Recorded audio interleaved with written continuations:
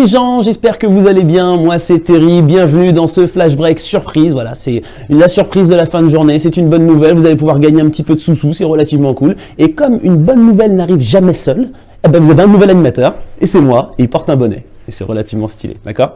Alors voilà, je pense que vous connaissez beaucoup mieux que moi les règles de flash break, mais du coup, je vais tenter de les expliquer et en même temps de me les, tu vois, de me faire un petit reminder en même temps. Alors du coup, il va y avoir 11 questions. D'accord? 4 possibilités de réponse. Et il va y avoir donc 12 secondes pour y répondre.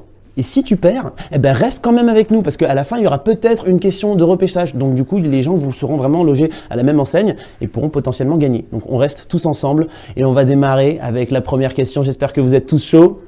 Ouais, parce que là, on arrive à 10 000, c'est génial, trop cool. Alors, avec un chirurgien, donc avec quoi un chirurgien est-il le plus à même de pratiquer une opération?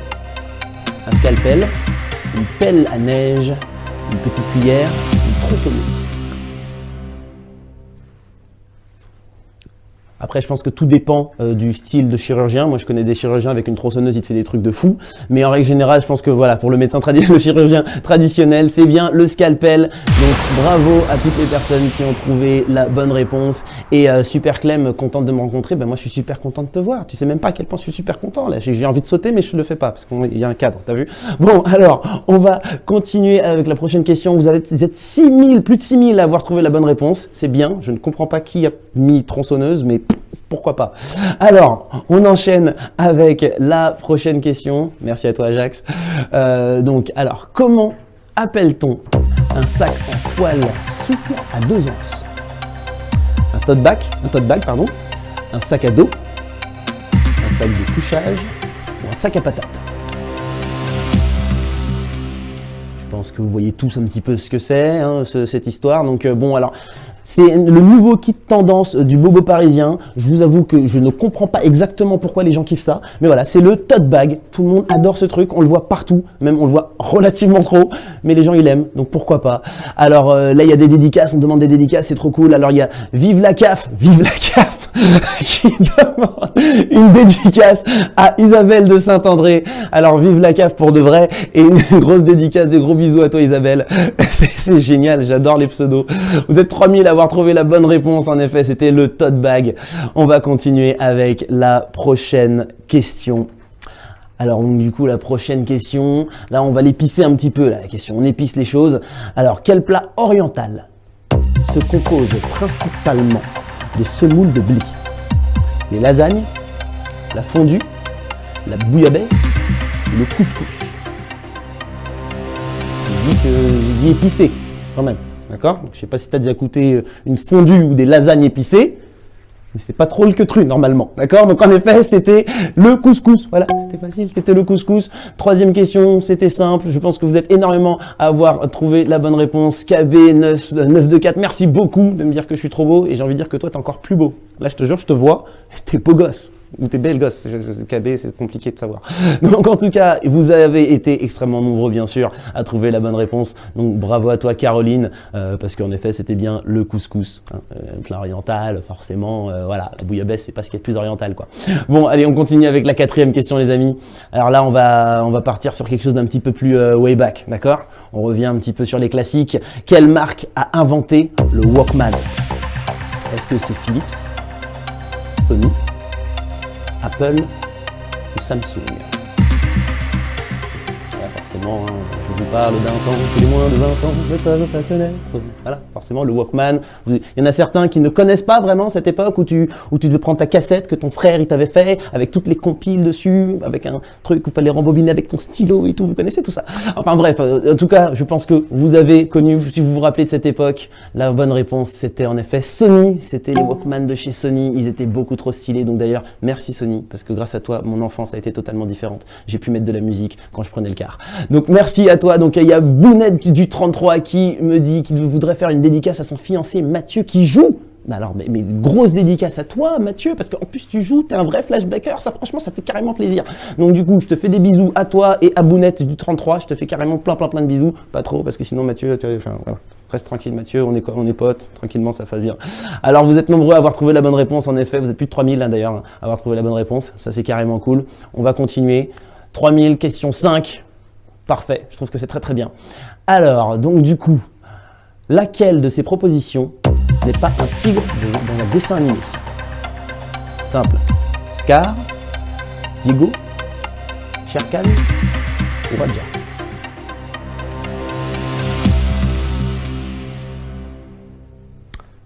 Je pense que là, pour le coup, c'était encore une fois très très simple.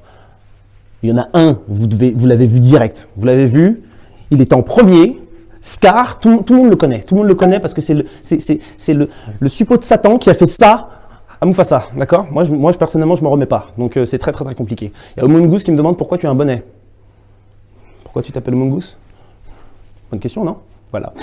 Alors on continue, bien sûr, vous avez été extrêmement nombreux à trouver la bonne réponse. Il y en a quand même pas mal qui sont plantés, qui ont pensé que c'était Diego, mais non, pas du tout. Il s'agissait de Scar dans Le Roi Lion. Bah oui, parce que c'était pas un tigre, Scar, c'est un lion, tout simplement. Alors, on va continuer à la prochaine question. Vous êtes 1200 là tout de suite à pouvoir continuer, mais restez ceux qui se sont plantés, parce qu'il y aura peut-être une question repêchage. Parce que là, en plus, la question prochaine, elle est un petit peu technique. Alors, dans le film À nous quatre, Lindsay Lohan incarne une pilote de course, une étudiante, une jumelle, une bimbo. Alors là, c'est un petit peu difficile parce qu'à vrai dire, Lindsay Lohan a incarné tous ses rôles dans des films.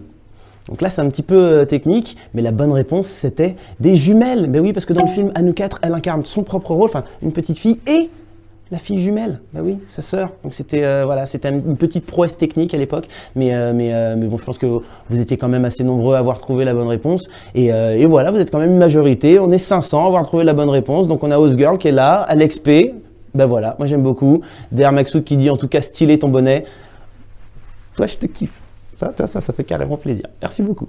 Alors, on va continuer avec la 7e question, les gens. On enchaîne parce que là, on va parler un petit peu de sport. Et d'ailleurs, j'en profite pour faire voilà, une petite pause parce que vous savez, hein, ce soir, c'est allez l'OM, d'accord?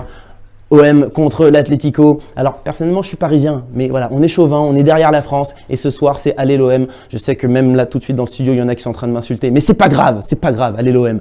Alors on va continuer avec la prochaine question. Donc, dans quel sport le numéro du maillot est-il lié au poste occupé sur le terrain? Est-ce au basket, au rugby, au foot ou au hockey?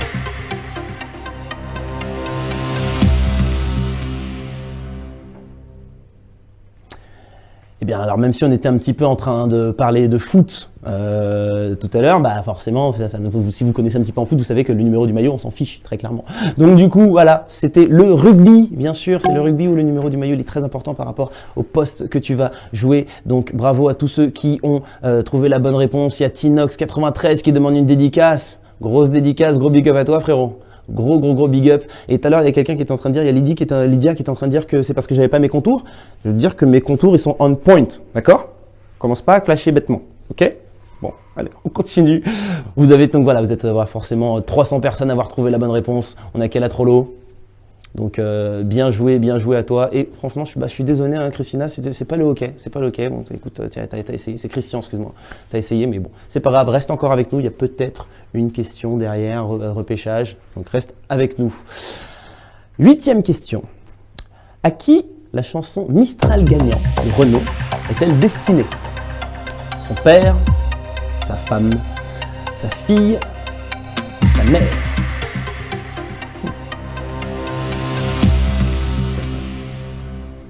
Il parle de son enfance, il parle de bonbons. Voilà. Pour ceux qui vivent sous un rocher, je vous explique un petit peu le principe, le concept de cette chanson, de ce chef-d'œuvre Mistral gagnant. Voilà, s'asseoir sur un banc, 5 minutes avec toi, voilà, se raconter un petit peu la vie, les bonbons fabuleux. Eh ben oui, Renaud, il parlait à sa fille dans cette chanson. Voilà, exactement. Donc bon, je pense que vous avez tous trouvé la bonne réponse. Quasiment. Et si les autres sont trompés, c'est parce que leur doigt il a ripé, bien sûr. Tout le monde connaissait la réponse, c'est pas grave, ça arrive. Mais oui, Jeja qui me dit arrête, il y a une calvitie sous le bonnet. Au moins ça. Et une crête aussi. Pendant la calvitie. Tout en même temps, bien sûr. Vous êtes plus de 200 à avoir trouvé la bonne réponse, ça c'est cool. Il y a Luigi qui est là également, ça fait carrément plaisir. Donc je fais des bisous. Et Zlatan qui dit ma femme. Ben oui, bien sûr, il faisait une dédicace à ta femme dans les Mistral gagnants. C'était totalement ce qu'il était en train de faire. On enchaîne avec la prochaine question, 9e question. Alors, laquelle de ces propositions n'est pas un atout du tarot de Marseille? L'amoureux, la papesse, la duchesse ou la lune?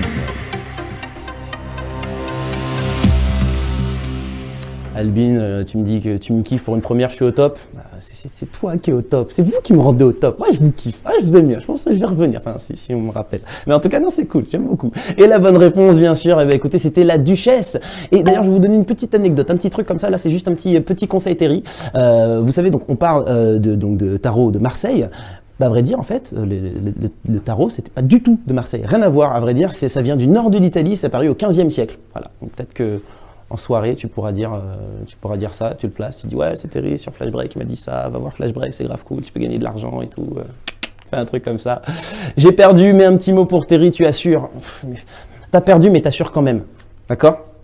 Colline, je vous fais tous des bisous, vous tous, je vous kiffe tous. On enchaîne, on continue, mais si vous continuez comme ça, on va faire 20 questions. Attends, vous me faites kiffer là. Bon, alors, donc, 10e question.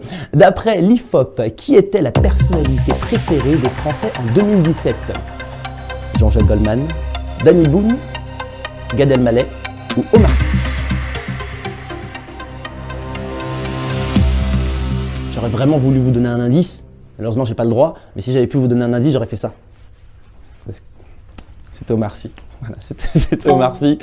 En tout cas, je vous fais plein de bisous. Alors, il y a plein de dédicaces de partout, ça me fait kiffer. Daisy, je te fais une dédicace. Gros bisous. Voilà, je te kiffe. Des gros big up à toi.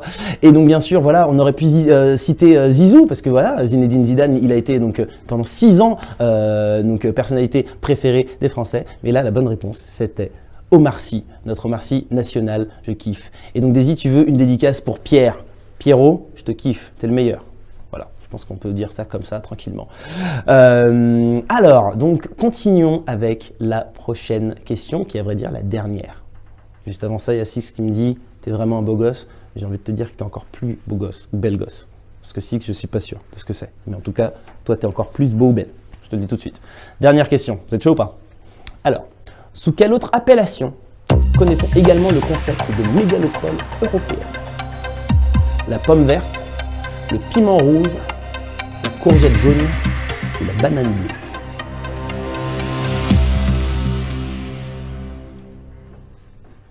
Alors cette histoire de mégalopole européenne, en fait, c'est la dorsale européenne. C'est donc l'espace le plus peuplé et le plus urbanisé d'Europe. Et en fait, ça forme une banane. Oui, non, je vous jure, ça forme vraiment une banane. Vous pouvez regarder, ça forme une banane. Et bleu parce que Europe. Donc du coup bleu. Donc c'était la bonne réponse, banane bleue. Bravo à toutes les personnes. Vous étiez 25. Donc Larry Del, Chamduf a trouvé la bonne réponse. Donc bravo à vous, 26. Vous avez assuré parce que franchement, c'était pas facile. La dernière, un peu technique, tu vois ce que je veux dire? Donc voilà, c'est la fin de ce flash break. J'espère que vous avez kiffé autant que moi, j'ai kiffé le faire avec vous. Dès demain, vous allez pouvoir retrouver Anaïs dès 19h. Ça va être méga cool parce qu'Anaïs, elle est beaucoup trop cool aussi. Et puis bien sûr, on rappelle un petit truc. Allez l'OM, d'accord? Même si t'es pas d'accord, allez l'OM. Ah, et juste attends, il y a Pause Café qui dit dédicace à Inès pour le bac. Alors un bon gros merde, voilà, d'accord, et tu assures, d'accord, et t'es la meilleure. Inès, on te kiffe, on est tous les flash breakers là, ils sont tous en train de te dire, Inès, t'es la meilleure, vas-y, défonce tout au bac, défonce tout. On vous fait plein de bisous, on se retrouve très bientôt, c'était Terry. Ciao, bisous, caresses et tendresse.